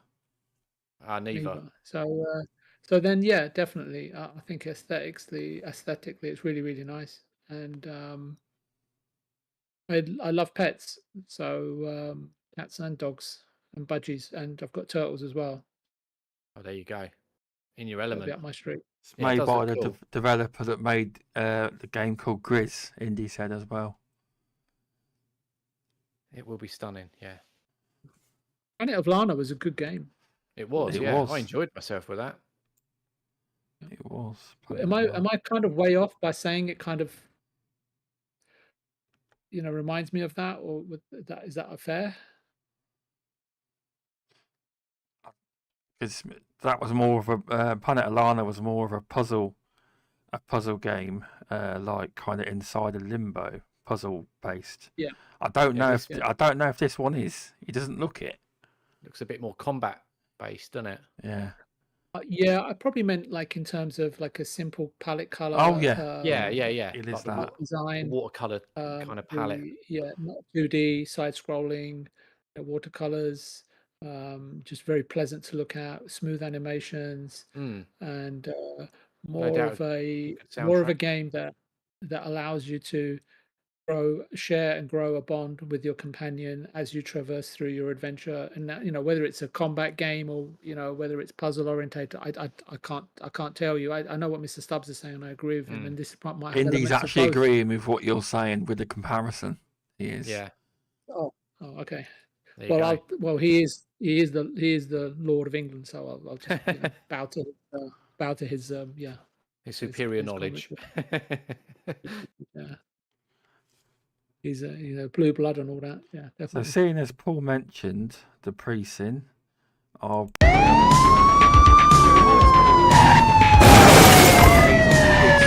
Rear units on standby if required. ACPD, drop it now. That kind of style. But it's a bit lower. My advice, keep your head down. Don't piss off the chief. Stick to your beat, and maybe, just maybe, you'll get to retirement in one piece like me. You, stop there. We got him in handcuffs, dispatch. 10-4, aerial unit inbound. Central, be advised, suspect missed the spikes. Sorry, Indy. Sorry, apologise. I did not sound check that one earlier. Sorry. For blasting people and people on the podcast after. Blasted everyone's ears out. Sorry. I thought I'd done that one. Yeah, that's the thing with Is this one YouTube of- videos. They come out so... No, it ain't that. It's I didn't check to mute it. I normally do Oh, right. before it comes on. Yeah. Who's looking forward to this one? Is this one of yours, Paul, or was this Yeah, one of this yours? is on one of my... I reckon my I wish might list. check it out. Yeah, Oh, It looks. it looks really good. looks cool, Well, you got doesn't a it? good taste in games, haven't you? I try, but that's thanks to Indy. He's broadening my horizons. Yeah, yeah, he does that for everybody. He does, yeah. He's obviously got work to do because he hasn't broadened your horizons wide enough to incorporate Silk Song. But Silk so Song. he's got time. He's got time. Perhaps that's why it's Exactly. being delayed. We're trying to get you warmed Yeah, up to it. And they're then just waiting for my Paul. for my take Come on on, it. Paul. Come Yeah. on. Come on, Paul. Then I can will it on, then can't The I? And Indie then it'll Gamer come out. played this at EGX. EGX. I think Mass Mayhem UK played it too. Oh, Masky baby. Yeah. I think he had a go as well. But no, if you missed it due to the loudness, Indy, VJ was saying this is what I do at the weekend in this game. That's what he was saying. Flying in a helicopter and shooting people, shooting up all the other pest control companies, so it's got less competition. Yeah. You could mod it, Stubsy. Yeah. Right, PC you could do mods, yeah. Yeah, you could make it into pest control chasing. Press control. No, they could call it So they could be Precinct rats. 13 I pest really control. wouldn't want to Giant play it. rats. I wouldn't want to play it then. Dirty rat. Yeah, that's the thing. When I don't know about you guys, but I like to separate my working and private life, social life completely separate. I never overlap each one. Oh, I do. Yeah, I don't. It's like you notice that on the WhatsApp group, I very rarely go on it during the day because I'm at work. Yeah. It's when I get home that's when I'm active. Yeah. Literally, they're like separate lives for me. See, I could play. See, what I do, I can go on WhatsApp whenever. So it Yeah, doesn't really yeah. make the odds to me, as long as I'm not driving, obviously. Yeah, Indy's saying it's reverse GTA. It is. It's Yeah. a damn cool concept. I like it. Looks cool. Is this one? I didn't look. Is this coming to consoles or is this just PC Yeah, to start with? Yeah, Oh, consoles it is. as well. Mm. This looks like, I can't say any will, but this looks like a kind of game that Removable Sanity will review. This Yeah. will probably come on his radar. This Yeah, it does looks, look cool. Yeah, reverse GTA. That's a great analogy. that is a good reverse GTA. That is a good Mm. quote. That is for that one. I tell you what, really, another one that caught my attention was, thanks to Indy again, Nobody Wants to Die. You must have seen it. Nobody. I probably didn't grab that one. No, I just looked through. I don't think. I Nobody did. Wants to Die.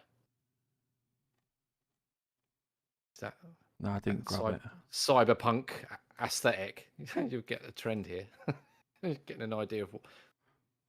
My Do you game know if there's a taste. Cyberpunk 2 coming, Paul? Or do you think they're done with the intellectual property? Well, they said they're Just done gonna on this play one, that, didn't they? Just going to play Um, this video. It's got no relevance to the game. Just going to play No. it. Yeah, Nobody Wants to Die looks cool, says Indy. Yeah, as far as I'm aware, they've completely finished with Cyberpunk. No more expansions. No more patches. That is it. So Okay. Any sequel, you think? Well, they're working on It's Witcher maybe not games, the aren't same- they? So I mean, Well, considering set how in the world. successful it was, bar the bad PR, compared to what the game is now, it's a masterpiece. So I'm hopeful that there's a second one, but I mean, I'd be all over it. To be fair, it's such a good game. Yeah. So VJ, is it Panam or Judy? Oh, right, yeah. Mm. It's been a long time since I played it at launch, and just as you mentioned Pan Am, I remember her. Yeah. I was like, damn, I damn. did Panam. enjoy the game a lot. Yeah, I yeah. really enjoyed the game. yeah, very. That's what I was very wondering if it's even better now. With all the changes and everything, is it even better now? And 'cause I might give it another go. I mean, I tried it with all the. They've obviously changed the skill tree, well, the perk tree, and I got completely lost because I'm familiar with the older system. So I'm like, what am I doing here? So I need to really invest in a lot of time to understand it. Maybe the expansion would be the right approach to understand it, because they give you kind of like hints and tips and tutorials as you go through. So rather than going into the base game and trying to change everything and screw your build up, so maybe that's the way. I'll probably give it. If I did, I'd probably start it again and go through it. Yeah, some of the side quests and the like the psycho quests are quite cool. But I went for the hacking build where you could dish out contagions and viruses and burns, and I loved it. You just take them out from afar and then you just snipe the rest. Such a good game. Yeah, I really love the sniper rifle in that game. Oh, that one that you got from was it Judy's? No, Panam's sniper rifle. That thing is a beast. But yeah, there's so many different ways that you can play that game. It's just really well done. I just got lost in that. I mean, I put in about 150 hours on Xbox and then another 50 odd on the PC version. I couldn't get enough of it. Those are insane numbers. I mean, I think I can't remember how many hours I put into God of War, but it was a lot. But my record is probably Divinity Original Sin 2. That's the one I've got like 500 hours in. Crikey. Then I've not even got that in Forza Horizon 5. I've got about 15 days in it. That's it. That's a hell of a lot still. Yeah, I do like my my Forzas. It's like, when they announced it a couple of years back, Forza Horizon 5. I just went bananas. It's the one game that I was so looking forward to that year.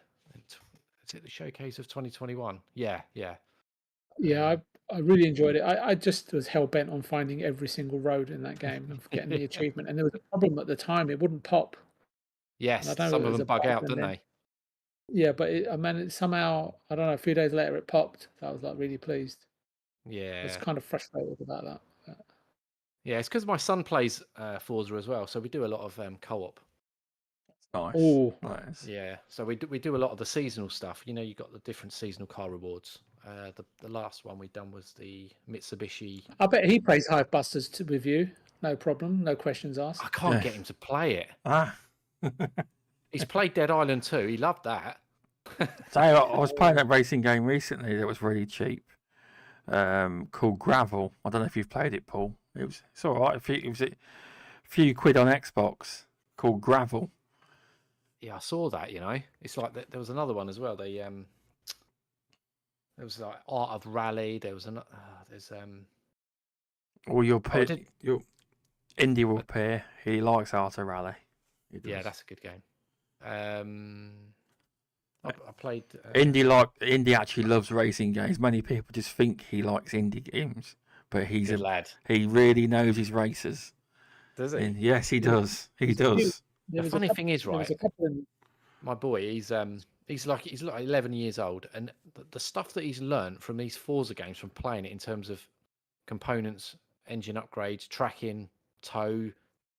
It blows my mind, because I'm like, I just get in the damn car and just drive it. I put a tune on from the community and just trying to win the race.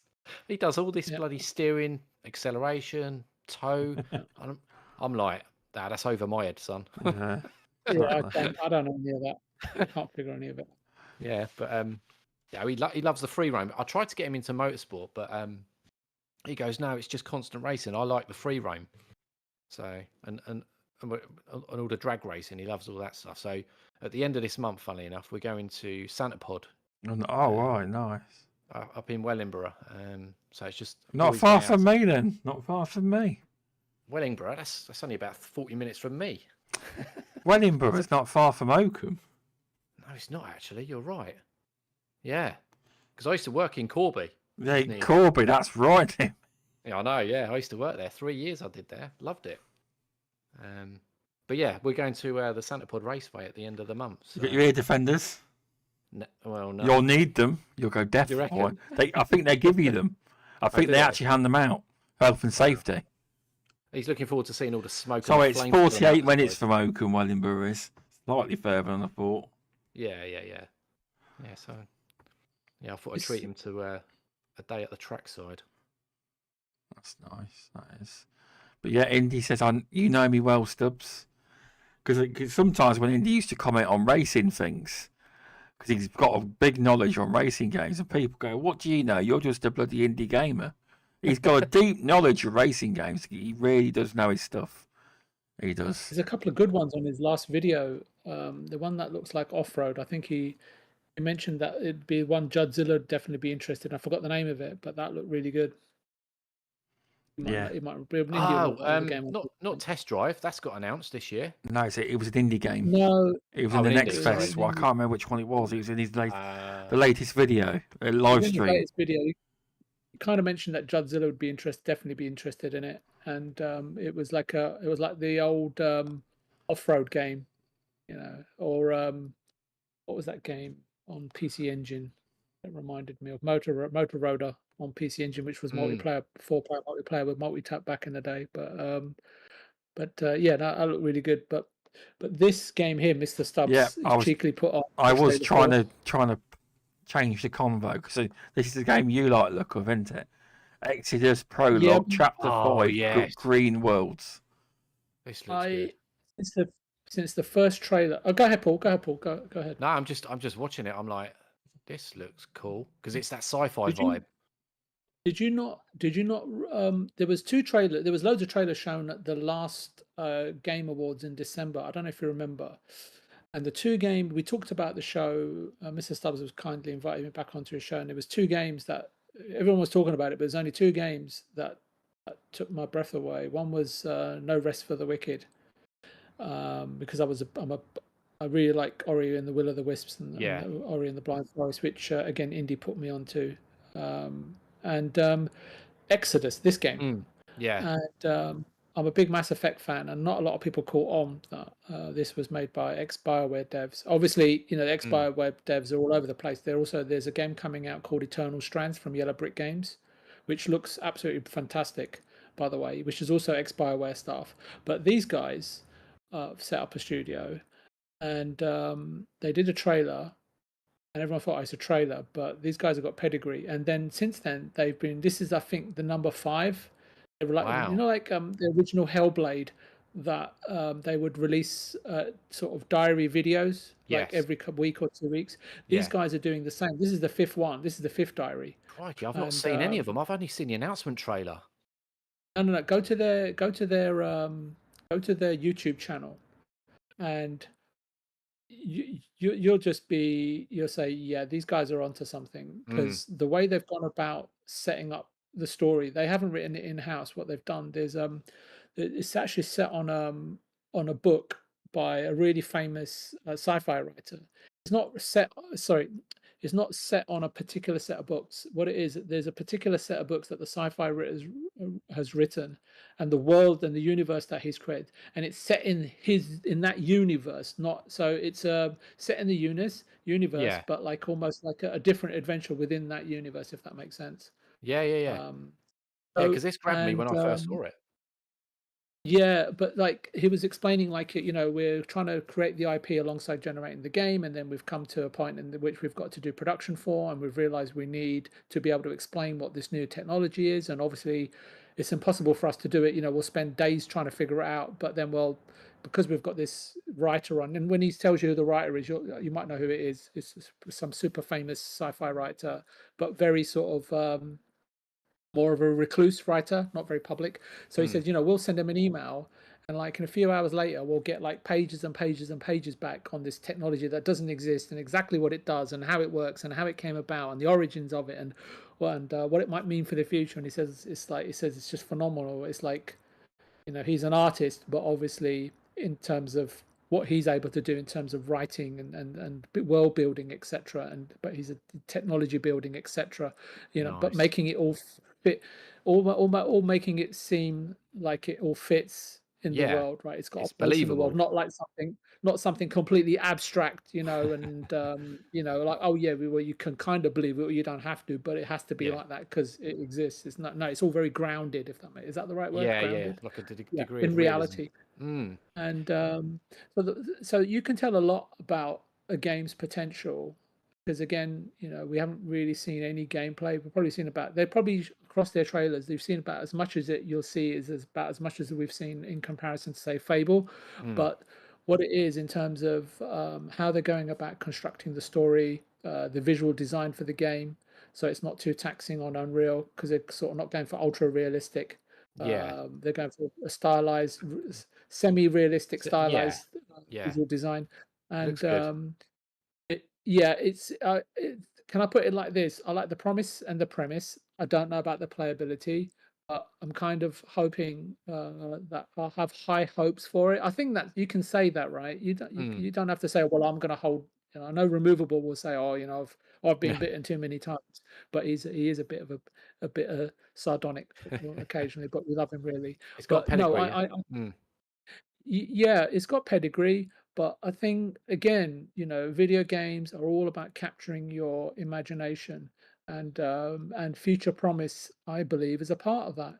I'm not saying the game will be great, but if there was a game that should be great for me personally, inwardly looking, which is another way of saying selfish, I'd like this game to really fulfill its potential, and I think it's got some good people sort of holding the reins at the helm. Can I say that, at the helm? Yeah, at the helm. Yeah, Um, I mean the yeah, biomes look damn cool as well. The yeah, aesthetics, yeah, the audio, the soundtrack. I mean, it's got all the hallmarks of being a spectacular game. And I just hope that they nail it. I mean, I'm certainly interested. I definitely. mean, I love the space stuff. I mean, crikey, Yeah, anything space sci-fi, I'm all over it. With Star Wars, Star yeah, Treks, and Starfields, and and yeah, and Mass Stubbs should be Effects. right up for Yeah. this. I'll tell you why, Mr. Stubbs, because Mass Effect, I know it doesn't play exactly the same, but it does feel similar to the Gears of War, if that makes Yeah. sense, like cover-based shooting and Mm. weapons, and it Yes. has it's a bit slower in terms of Mass Effect has a weapons wheel. I don't know what the gameplay like, but the actual structure of it, Mr. Stubbs, is pretty similar to Gears. So it might be a game that you might Yeah. actually I'll thoroughly enjoy. take a bigger look at it. The I more will. narrative-driven versus difficulty, if Yeah. that makes sense. And obviously, Mass Effect had a fantastic multiplayer as well. So, Mr. Removal can talk to more of that. But it could be a game that you might be really interested in, Mr. Stubbs. Yeah, I'll take But a definitely go to the YouTube channel and check it Yeah, out I'm because it's gonna. not big at them, and I think they deserve the support. I'm wondering if they go for the aspects of. I'm still waiting for a game that deals with time slippage. Like Interstellar. I just love all that theory. Well, no, it's not Oh, theory because it's proven correct, but the effects of s- uh, gravity has on time aspect. With your satellites orbiting in the Earth at a different speed of what. So they're set different in yeah, it's terms of the rotational clocks. spin. Yeah, space time. I just love all that theory. I don't know how many times I've Are you a watched. fan of Are you a fan of Doctor Who? Not really anymore. I mean, I used to love it when I was a kid. I'm more into the real stuff. With what's his name? What's that? Bloody hell! I ain't seen a video for a little while. Agpuss? Sooty Show? Yeah, Bugs Bunny. No, And Sweep finds Sue in bed with Sooty while they're drinking cocktails and blows exactly. his gasket. Yeah, that's it. Yeah. I Um, thought so. Birds with Gummidge, maybe. I don't know. when that Interstellar film come out, I just wanted to learn more about that space time stuff. And who was it? That guy that they consulted. He was they mentioned his name. Oh God, I can't think of the bloody name of it. But anyway, I'll come back to him in a minute. But I just love Was all it that Patrick stuff. Moore, was it? No. No, it's a joke. It's a joke. It's some American guy. I can't think of his name. Might have been the guy who wrote these books. I don't know. But, yeah, Einstein and what's it called? I'll find it. But yeah, I just wanted to learn more about it, and it was what's his name? I just bloody drive me mad. No problem. Just you can look it up if you want. I tell you, there was one other game, Paul, which you might like then, which hasn't convinced me, but there was another game that had a trailer, similar sort of quality.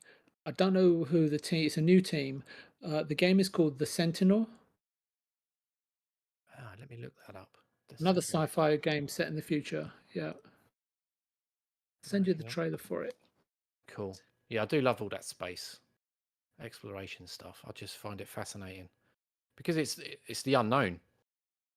I know you could say the same about the deep sea, but outspace. Oh, it was called the Last Sentinel. I'll send the trailer. Okay, yeah. Yeah, we'll Do you check know that it? one out. No. Send it to. I'll put it in the chat. There you go. So Get yeah, that. these are a couple of games. I know they're not out this year or anything like that. But the one Eternal Strands, which is again ex-Bioware guys, was another game I've got my eye on. There's so many games, Paul. There's no way I'm going to be able to play them all. But there's so many good games coming. Because pick and choose. The main one is the main one's from Atlas this year, which I want to learn more about, which is Metaphor Refantasio, because I love the Persona games. I just finished Persona 3 recently, Reload. Brilliant game, and so it's just sometimes if I come kind of for me, if it comes to sort of choosing between a Western game and a game made in Asia, it's typically I choose games made in the Asiatic, which includes Australia, so Silk Song's included. Get that one in there. From the Asiatic Pacific Asia Indo-Japanese. Pacific region. Yeah. Oh yeah, there it is. Right, let me just click on there. You still there, Mr. Stubbs? Yeah, so Indy's saying there was a few races in his video. There was Super Spec Rallycross, there was a Victory Heat Rally, and Old School Rally. They were all in the video.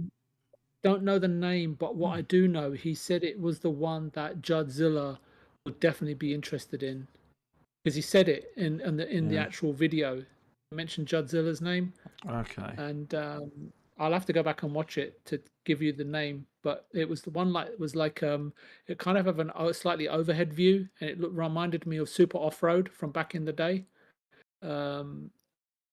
Yeah, so that's as close as I can get. Well, at least he knows I watch his videos anyway, so that should be something for Indy. I don't really remember names. That Last Sentinel looks cool as hell. Yeah, it does. I know it doesn't give much away, but no, you can see it looks really good. But there's something about Exodus which exudes an energy which I can't quite explain.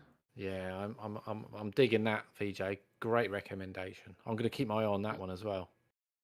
Definitely go to the YouTube channel. They're only 3 or 4 minutes long, and as I said, Mr. Stubbs, I think it could be up your street, especially if you like the gameplay from Gears of War. See if I can grab it. That's what these guys are known for. Just before the end. Because the reason is, Mr. Stubbs, because when Mass Effect came out, it came out on Unreal, and at that time they took the Unreal Engine, which was obviously geared or grounded in making Gears of War.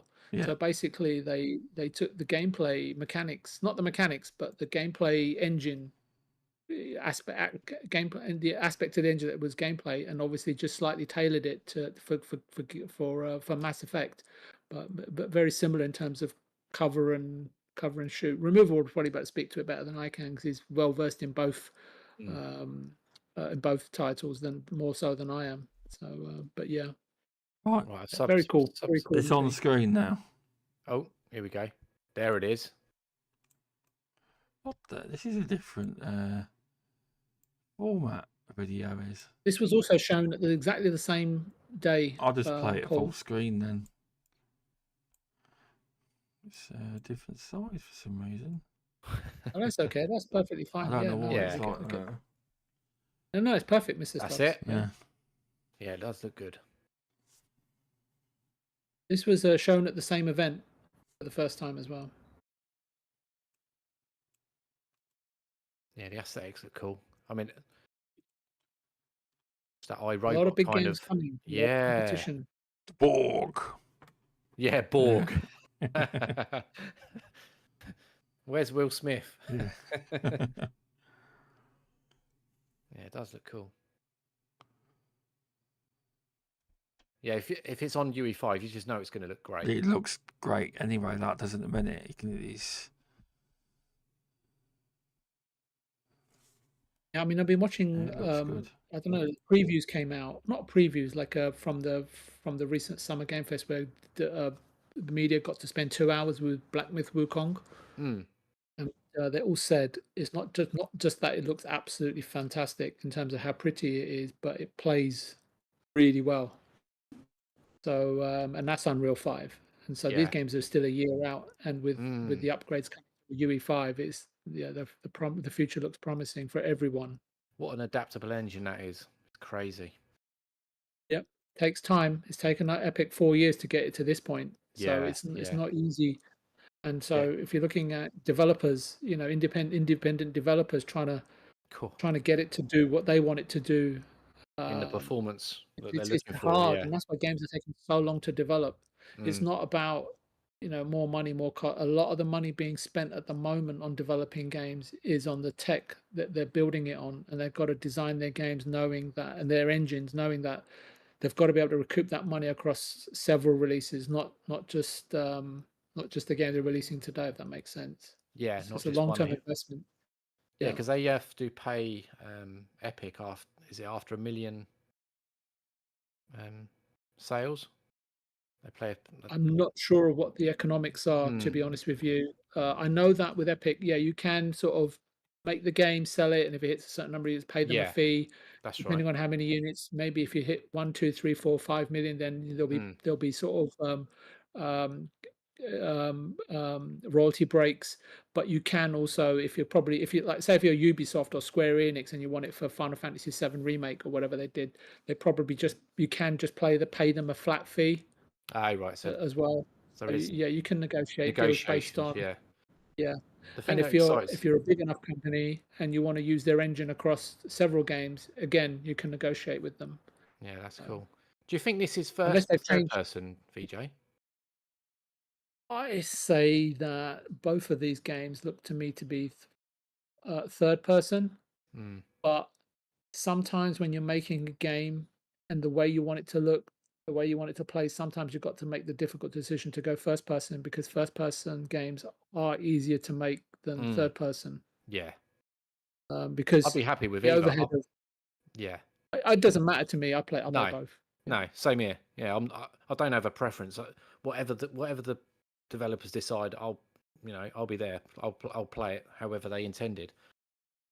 If there's a choice, then I'll certainly use it. But yeah, I've got no issue with first person or third. So yeah, they look cool as hell. And the good thing about this UE5 is even the smallest developing teams can make a game look amazing. That's the beauty of this Unreal Engine.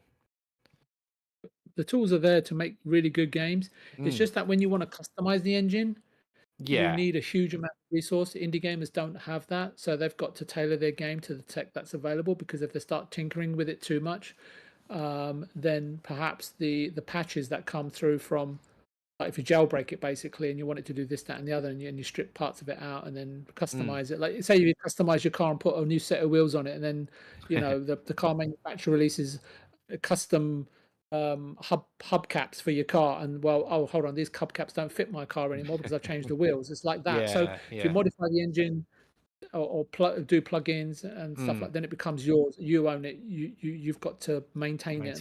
And only the big studios can do that. But what I'm saying is that the Epic Unreal 5, what was it announced? 4 years ago? And only now, they've even got multi-threading now to allow for the better performance. I don't know how much significantly better that makes it for developers, but indie developers have to wait for those updates. Because they can't afford to modify it and maintain it. It's a huge amount of resource. You only have to look at the number of people at Ubisoft, right, that just work on maintaining their game engine that all the studios use. It's like well over 100, and that those costs aren't have to be amortized across the games that they're making. Partly why games cost so much money. If you've got enough games being made, in your as a publisher or first party, then it's okay, to a degree, right? Yeah. This does look cool, doesn't it? It does. Yeah. Yeah. I've Yeah, not seen this game yeah. before. I missed this as well. 2023 Game Awards. Yeah, I never This saw it. one was good, Exodus, Yes. and no Rest for the Wicked. And what was the other one? Yeah, the Eternal Strands also looks like a really good game. I don't know if that's coming to Game Pass, but it looks really, really good. Let me get this one because where is it? Right, hang on. And again, the team on this isn't. You can say it's a CG trailer. Yeah, yes, it is. But the team premise. that's making it, it's the promise in the press, Yeah, but also yeah. the team. I think you used the word earlier, Paul. Forgot what the word was now. Where you were sort of talking about that the people that work in a very experienced industry, veterans, are working on this game. Right, here you go. Copy that one. I.e. Stubs. He's watching the trailer, getting Yeah. completely absorbed. I am. And yeah, I am. But yeah, it's looking good. But yeah, I tell you what, it's been a good show tonight. I think I'm gonna end it there. We've talked plenty of games tonight.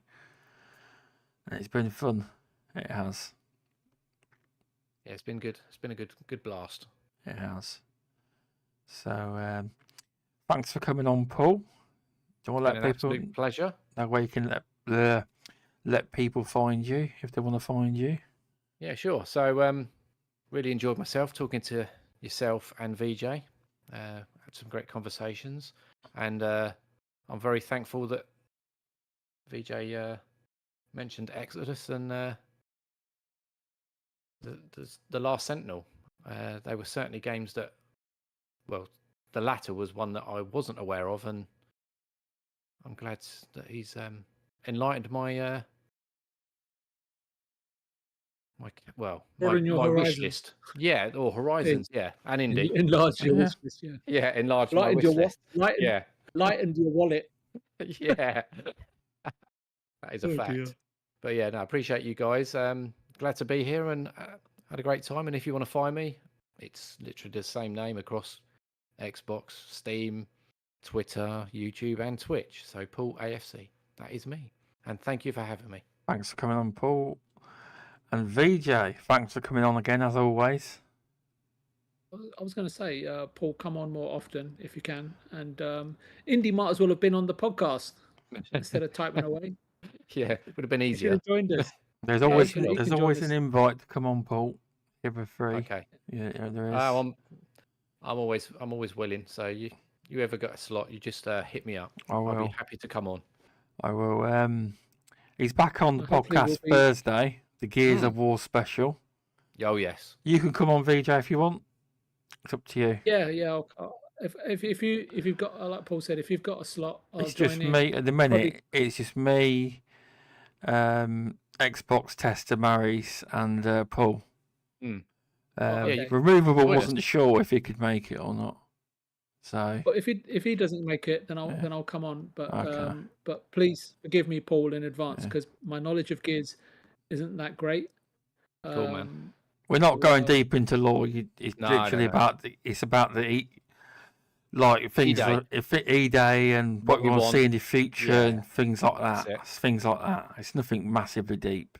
And VJ, you could nag him again about Hivebusters. You could I was going to say, play it. yeah, I'll play it. I'll I might live stream it have to while I'm playing it on the I might PC. have to tell stuff. I ain't coming back onto this show, any of his shows, until we've done Hivebusters 2. I'm building up the courage Yeah. to say that to him, but yeah, I'm holding back at the moment. Yeah, I'm you're just kidding, blocked I'm just kidding. until you play.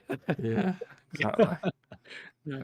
Thanks for having me on, Mr. No, Stubbs. it's been fun as I really always. appreciate it. And thanks to Indy for helping us out. And Paul, it's just nice to have new viewpoints on at the show, and it's just always nice to meet someone new. I don't know too many people in the community, but yeah, really glad you could join us, and really appreciate it for making the time for us. Yeah, thank you. Anytime, my friend. Yeah, thanks for coming on, and you can follow me at Stubz on Twitter, Stubz on YouTube, Stubz Gaming on YouTube, Stubz Gaming on Twitter, and Stubz Gaming on Rumble, which I forgot to stream to and set up this time. And this podcast is available on Apple Podcasts, where there's like 20 or 30 of you. Please give us a review. And if you there's over 700 something downloads in total over all the podcasts. It's 100% of the people are following. So just press the review button, please. But anyway, hit the like on YouTube, subscribe, and we're back on Thursday with Gears of War special, which I don't do them every all the time. It's a one-off. It is. So thanks everyone, and thanks Indy in chat, VJ in chat. It's mainly been and Seth in chat, and mainly it was mainly Indy. To be fair, it really was. Thanks Indy. Popping in. Right then. See you all next time. See you later. Cheers. Bye. Bye.